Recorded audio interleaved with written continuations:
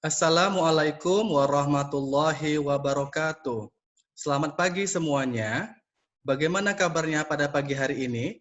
Semoga kita semua dalam kondisi baik-baik saja di tengah pandemi COVID-19 ini. Saya Muhammad Jamhari MPD sebagai guru pembimbing Olimpiade Biologi di SMA Unggulan CT Foundation dari Serdang, Sumatera Utara.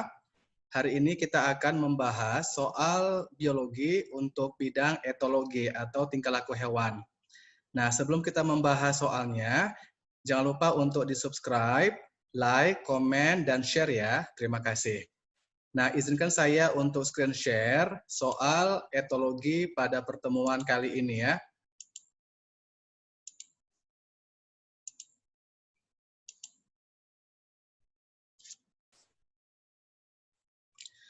Nah, kita bahas soal nomor 1. Pada musim kawin, muncul warna merah pada perut bagian bawah dari ikan stickleback jantan. Ikan ini juga menyerang ikan stickleback jantan lain yang menginvasi atau menyerang teritorinya atau daerah kekuasaannya. Nico Tinbergen memperhatikan bahwa ketika ada truk besar berwarna merah yang lewat di depan akuarium, ikan jantan tersebut juga menunjukkan perilaku menyerang. Tertarik dengan pengamatan tak sengaja ini, Tinbergen membuat suatu eksperimen atau percobaan. Ia membuat berbagai model ikan untuk melihat apa yang membuat ikan jantan menyerang. Nah, di sini ada sebuah tabel pengamatan. Nah, ada ikan jantan yang berada pada musim kawin. Kemudian di sini ada dua model ikan, yaitu ikan dengan model bentuk akurat tanpa warna merah dan model dengan warna merah di bagian perut. Kemudian di sini kita bagi menjadi dua respon menyerang, tidak menyerang dan menyerang, atau agresif dan tidak agresif.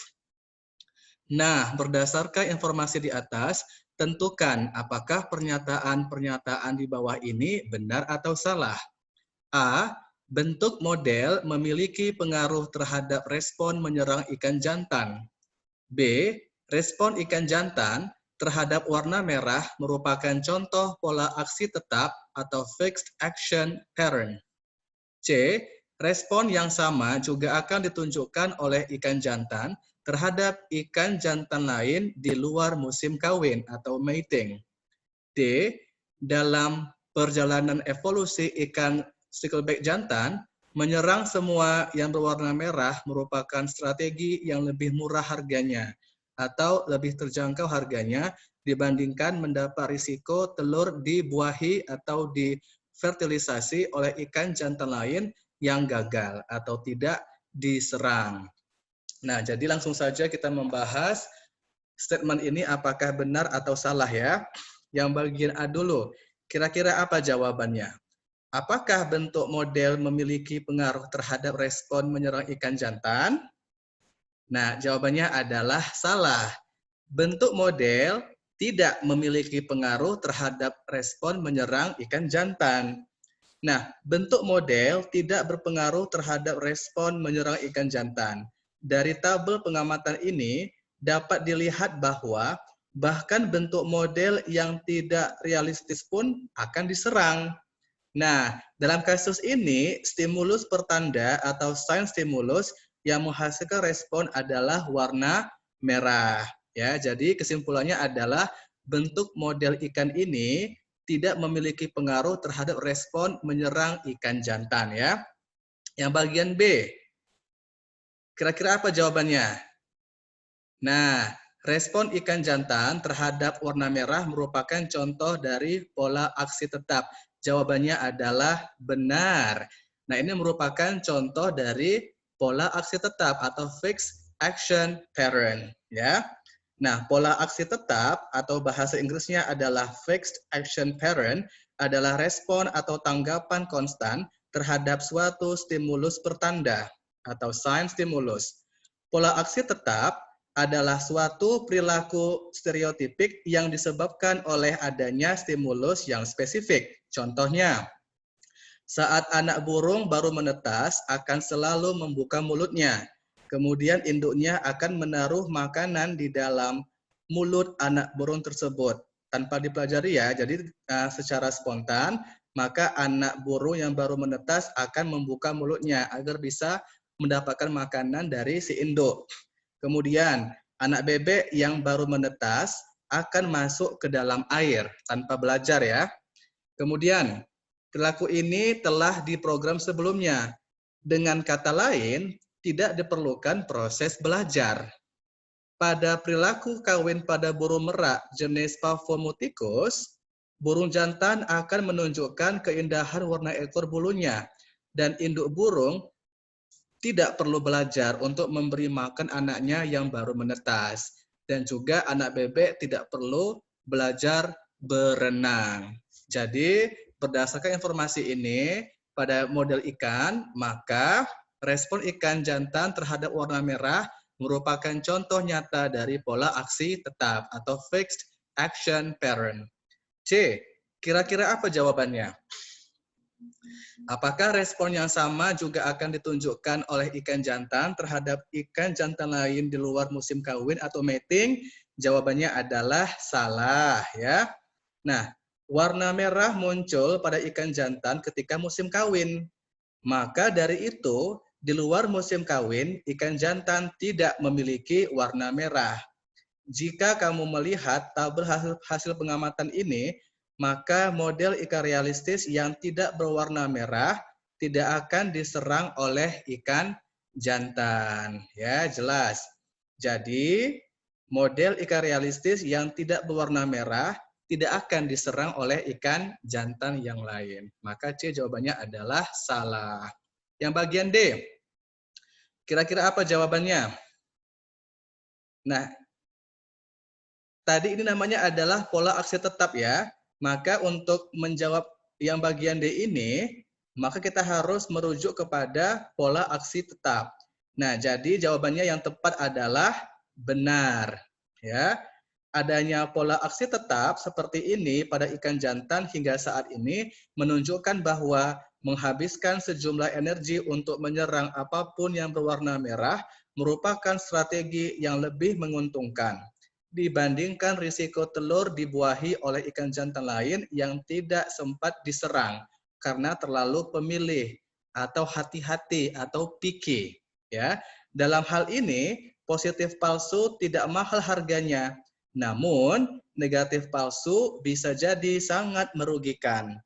Oleh karena itu, sistem perilaku ini menjadi condong terhadap positif palsu. Nah, maka jawabannya adalah benar. Jadi A salah, B benar, C salah, D benar. Nah, jadi kamu bisa membaca referensi atau sumber belajar di buku Campbell Biologi untuk bab tingkah laku hewan atau etologi ya. Nah, jadi sekilas info nih, kamu harus tahu apa itu ikan stickleback.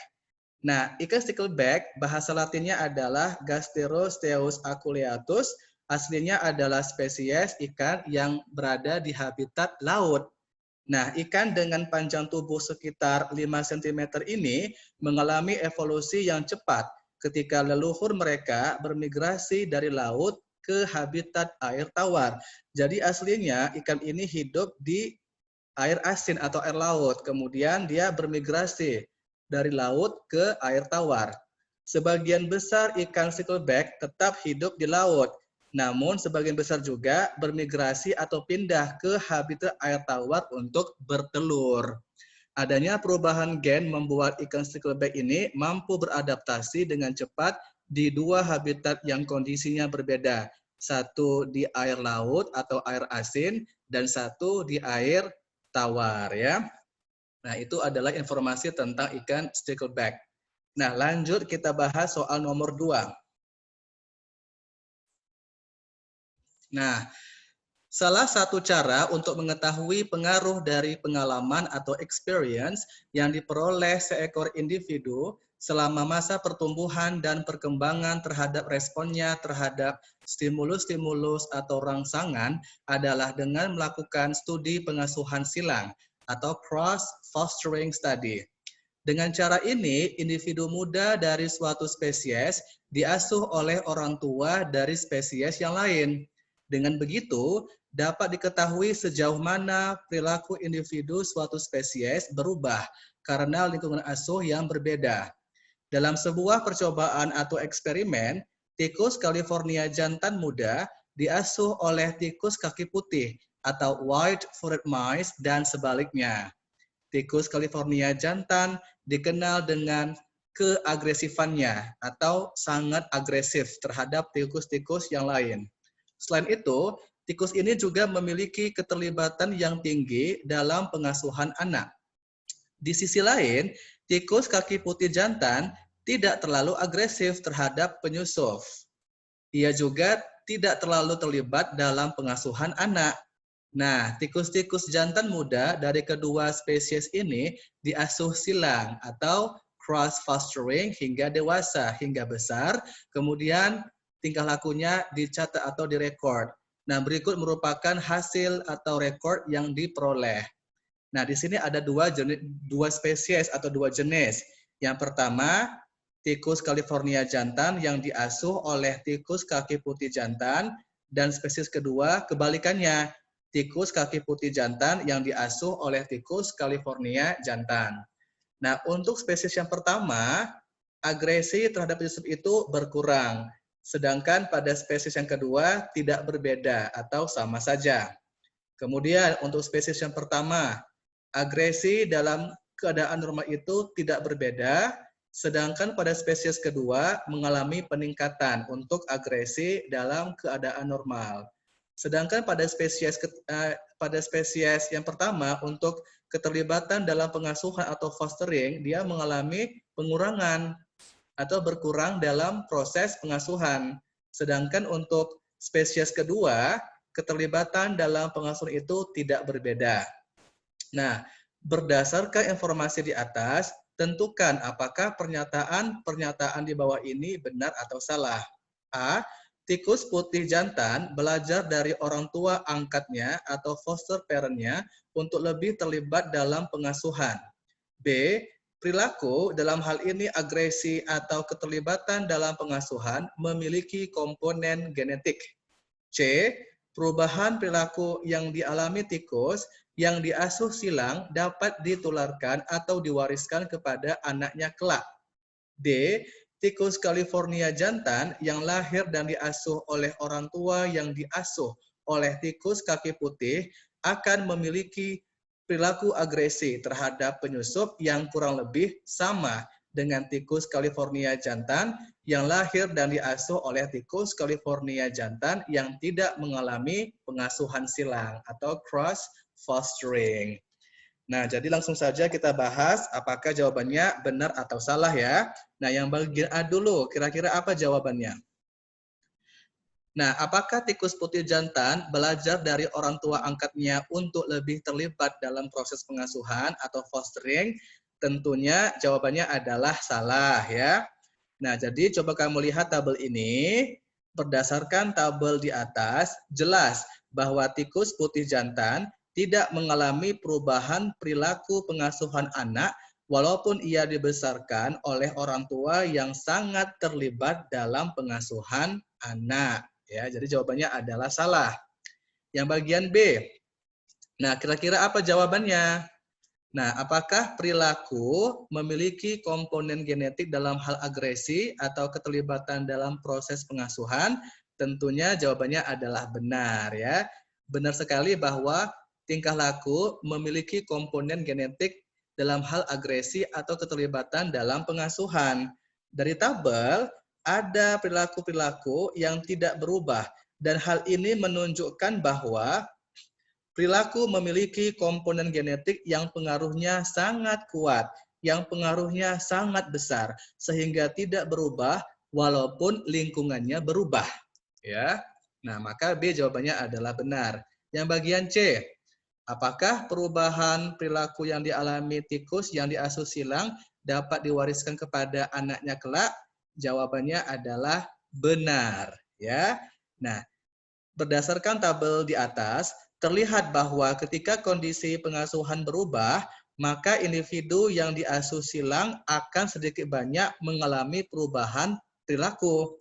Jadi kata kuncinya ada pada kondisi pengasuhan atau fostering. Oleh karena itu, ketika tikus yang telah mengalami perubahan perilaku memiliki anak, maka perubahan perilaku yang telah ia alami akan berpengaruh juga terhadap perilaku anaknya. Maka jelas ya, perubahan perilaku yang dialami tikus yang diasuh silang atau cross fostering tentunya akan diwariskan atau ditularkan kepada anaknya nanti. Oke? Nah, yang terakhir bagian D. Kira-kira apa jawabannya? Nah, jawabannya adalah salah. Nah, tadi kamu sudah belajar tentang proses pengasuhan anak ya. Maka untuk menjawab bagian D ini tentunya penjelasannya sama seperti yang di bagian C ya. Jadi anak dari tikus California jantan yang dulunya diasuh silang akan memiliki perilaku yang berbeda dari anak dari tikus California jantan yang dulunya tidak diasuh silang. Oke, maka A jawabannya salah, B benar, C benar, D salah. Nah, jadi untuk membahas soal ini tentunya kamu bisa melihat referensi di buku Campbell khusus pada bab perilaku hewan atau etologi. Oke. Nah, selanjutnya kita akan membahas soal terakhir, soal nomor 3 tentang hukum Hamilton ya. Nah, tentukan apakah pernyataan di bawah ini benar atau salah mengenai hukum Hamilton. A. Rumusnya adalah RB kurang dari atau lebih kecil dari C. B. Menjelaskan bagaimana perilaku altruistik bisa terjadi atau tetap ada di dalam populasi. C. B. Ya, yang rumus B ini merupakan keuntungan atau benefit yang diperoleh oleh pelaku altruis. Kemudian D, C merupakan harga atau cost yang didapat oleh pelaku altruis. Nah, di sini kamu harus tahu apa itu hukum Hamilton atau Hamilton Law. Nah, di buku Campbell khusus pada bab perilaku hewan, di situ ada membahas tentang hukum Hamilton ya. Nah, kira-kira apakah benar ini rumusnya? Nah, sebenarnya rumus hukum Hamilton adalah RB lebih besar dari C. Maka pilihan A jawabannya adalah salah ya. Nah, hukum Hamilton berbunyi RB lebih besar dari C. Artinya, tindakan altruistik akan terjadi atau tetap bertahan di populasi apabila keuntungan yang diperoleh oleh yang menerima tindakan tersebut lebih besar daripada harga yang harus diterima oleh pelaku altruis. Nah, maka rumusnya adalah RB lebih besar daripada C. Nah, yang bagian B, kira-kira apa jawabannya? Apakah rumus ini menjelaskan bagaimana perilaku altruistik bisa terjadi di dalam populasi? Jawabannya adalah benar ya. Nah, artinya tindakan altruistik akan terjadi atau tetap bertahan di populasi apabila keuntungan yang diperoleh oleh yang menerima tindakan tersebut atau yang diselamatkan oleh pelaku altruis lebih besar ya, rumusnya lebih besar daripada harga yang harus diterima oleh pelaku altruis ya. Nah, disinilah nilai R, koefisien kekerabatan sangat berpengaruh. Oke, semakin besar koefisien kekerabatan yang dimiliki oleh penerima tindakan altruis, maka semakin besar pula keuntungan atau benefit yang pada akhirnya juga akan diterima oleh pelaku altruis ya. Nah, maka B jawabannya adalah benar. Nah, yang C, B ini merupakan keuntungan atau benefit yang didapat oleh pelaku altruis. Apa jawabannya? Jawabannya adalah salah ya. Jadi sebetulnya B ini memang singkatan dari benefit atau keuntungan, tapi apakah dia yang didapat oleh pelaku altruis? Tentunya tidak ya. Nah, jadi semakin besar koefisien kekerabatan yang dimiliki oleh penerima tindakan altruis, semakin besar keuntungan yang pada akhirnya juga akan diterima oleh pelaku altruis. Hal ini dikarenakan jika penerima tindakan altruis adalah kerabat dekat dari pelaku altruis, maka jika penerima tindakan altruis ini nantinya punya banyak anak, maka anak-anak tersebut akan memiliki atau mewarisi lebih banyak gen yang sama dengan pelaku altruis dibandingkan jika si penerima altruis adalah kerabat jauh atau tidak berkerabat sama sekali. Jadi, dengan kata lain, pada akhirnya, walaupun pelaku altruis harus membayar mahal tindakan altruisnya, misalnya dengan cara kematian, maka setidaknya gen-gennya tetap lestari di keturunan-keturunan berikutnya. Oke, maka C jawabannya adalah salah. Ya, bukan pelaku altruis tetapi penerima altruis. D, C merupakan harga atau cost yang didapat oleh pelaku altruis. Jelas ya? Jelas, C ini merupakan harga atau cost yang harus didapatkan oleh pelaku altruis. Maka A jawabannya salah, B benar, C salah, D benar. Nah, di sini ada istilah altruistik ya, altruisme. Nah, kira-kira apa itu altruistik? Nah, jadi sebetulnya perilaku altruistik ini merupakan perilaku yang lebih mementingkan keselamatan kelompok daripada dirinya sendiri. Dia lebih baik mati untuk mempertahankan kelestarian kelompoknya. Ya, itu adalah istilah altruistik. Apa contohnya?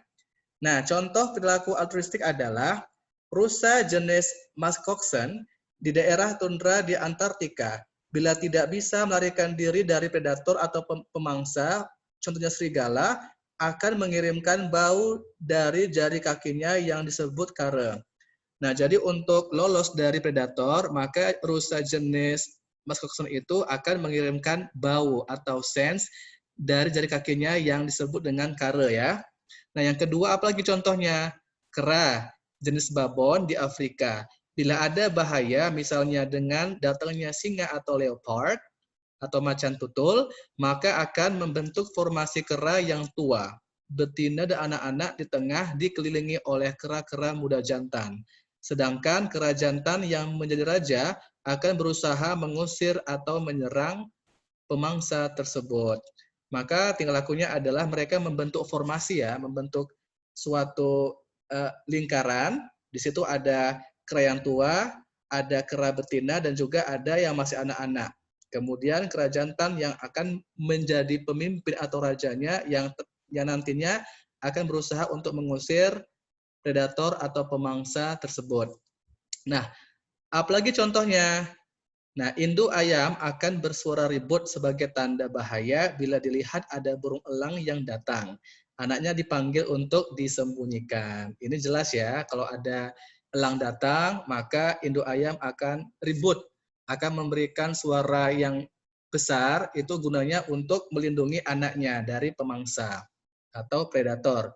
Kemudian satu lagi, semut yang sarangnya terganggu akan mengeluarkan feromon atau asam formiat dari taringnya untuk memberi tanda kepada semut-semut yang lain. Apabila keadaan sudah reda, maka asam formiat tidak dikeluarkan lagi dan kembali lagi ke sarang. Nah, itu merupakan pengertian dari altruistik beserta contoh-contohnya. Nah, demikianlah pembahasan mengenai soal etologi. Nanti untuk pembahasannya akan saya buat ke kolom deskripsi, bisa kalian baca sendiri. Apabila ada pertanyaan dari teman-teman sekalian, khususnya untuk siswa CT Foundation, maka bisa ditanyakan langsung di kolom komentar. Oke, terima kasih atas waktunya. Sampai jumpa pada pertemuan berikutnya. Wassalamualaikum warahmatullahi wabarakatuh.